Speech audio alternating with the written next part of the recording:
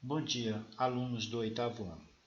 Na aula de hoje, eu falarei sobre a primeira parte do imperialismo, mas a aula de hoje ela vai ser uma revisão para o pré-simulado. Então,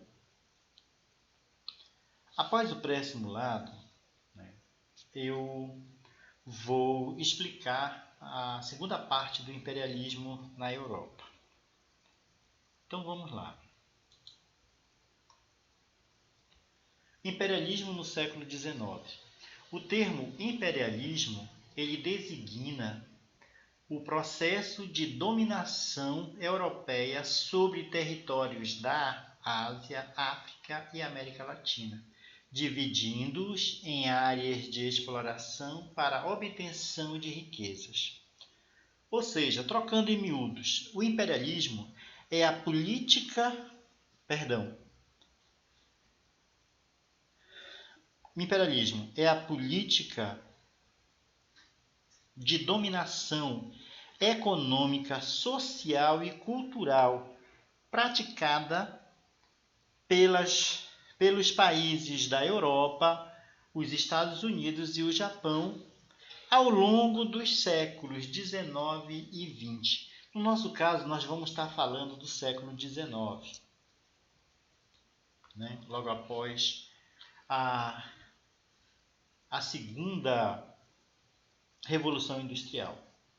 Então, quais os objetivos do imperialismo?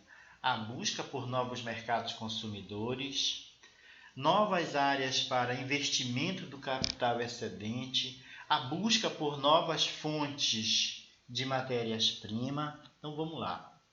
A busca por novos mercados consumidores. O que é isso?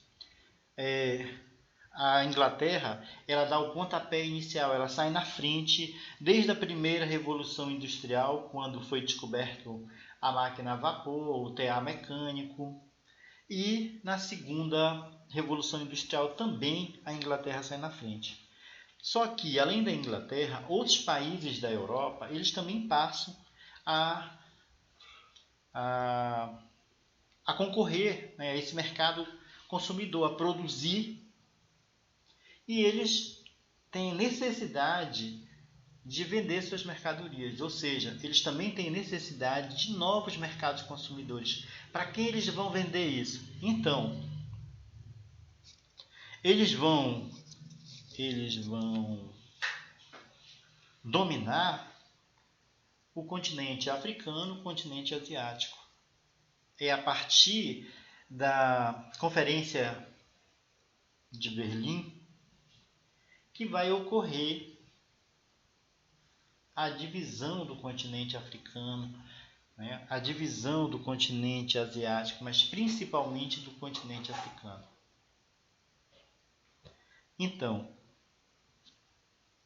essas potências elas vão atrás de novas áreas para investir o seu capital excedente, ou seja, toda aquela quantia em dinheiro que eles tinham, eles criam novas áreas para novos investimentos. E eles também vão buscar o quê?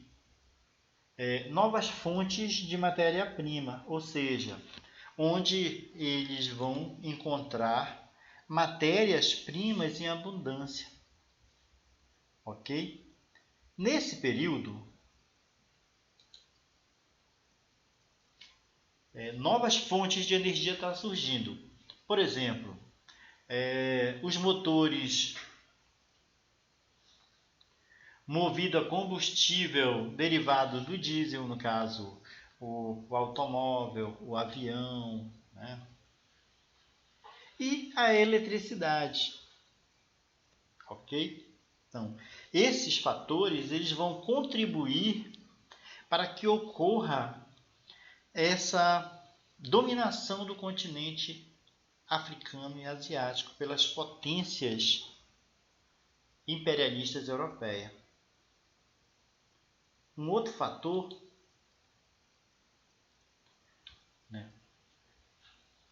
que vai legitimar essa dominação vão ser o que? As ideologias imperialista. Essas ideologias elas vão legitimar, né, o etnocentrismo. O que é o etnocentrismo?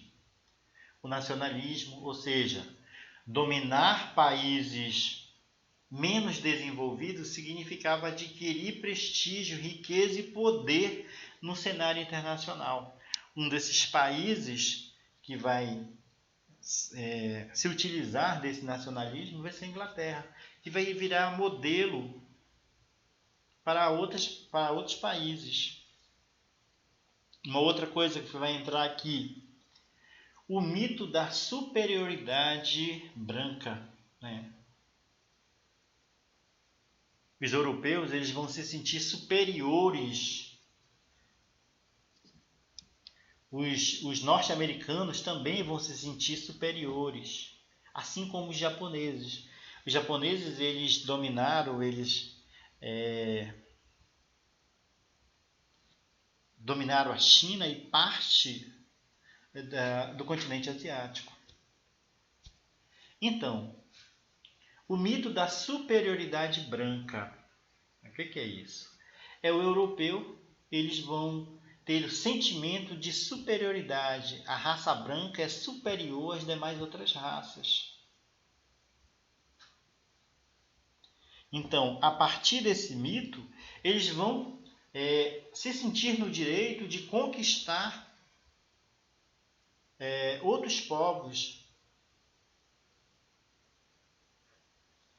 E a partir dessa conquista, vai se caracterizar que esses povos, principalmente os africanos e os asiáticos, a cultura desses povos é inferior à cultura do europeu. Ou seja, o europeu ele vai ter, né, o papel crucial, né, da missão civilizatória cristã, ou seja, ele vai levar o conhecimento, a educação, o desenvolvimento, a civilização àqueles povos primitivos. Na antiguidade, falava-se, os romanos chamavam todo o povo que não utilizava dos modos romanos, eles eram, para os romanos, tidos como bárbaros.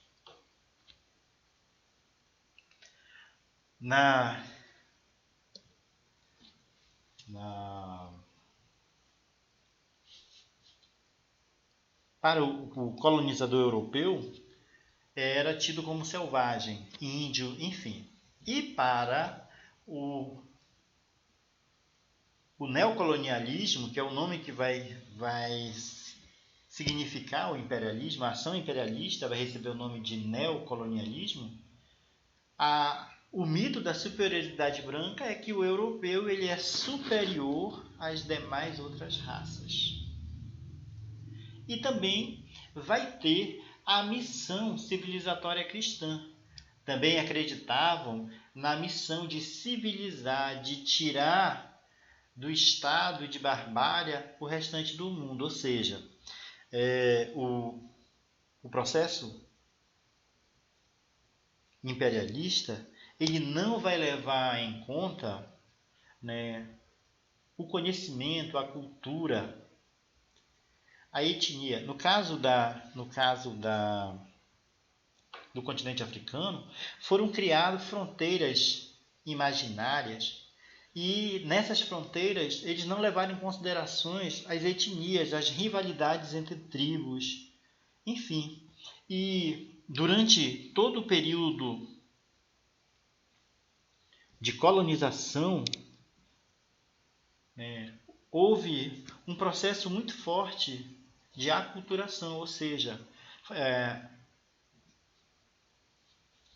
o africano ele foi proibido de usar o seu dialeto, então ele tinha que falar o português, no caso das colônias que estavam sob o domínio de Portugal, o inglês, o francês, o espanhol. Então, durante esses anos de ocupação, de dominação imperialista, essas colônias, esses povos, eles tiveram a sua cultura esquecidas, destruídas. E um dos fatores também ainda, né, nesse mito da superioridade vai entrar, né, incluindo, fazendo parte desse conjunto do etnocentrismo, vai entrar o sentimento do darwinismo social. O que é isso? A superioridade branca. O cientista inglês, o cientista e naturalista inglês, Charles Darwin, ele defendia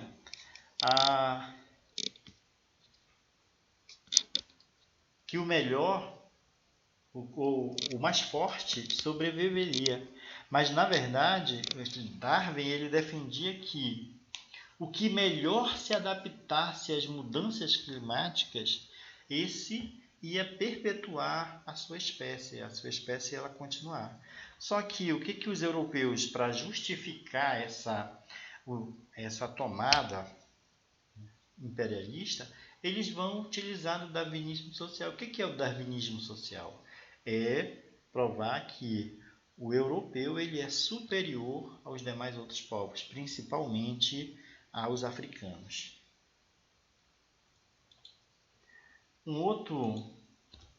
E quais foram as consequências do imperialismo? A exploração dos recursos naturais, até o seu esgotamento, ou seja, tinha uma jazida de diamante, exploraram até não existir mais, de ouro, de prata, de cobre, enfim. Certo?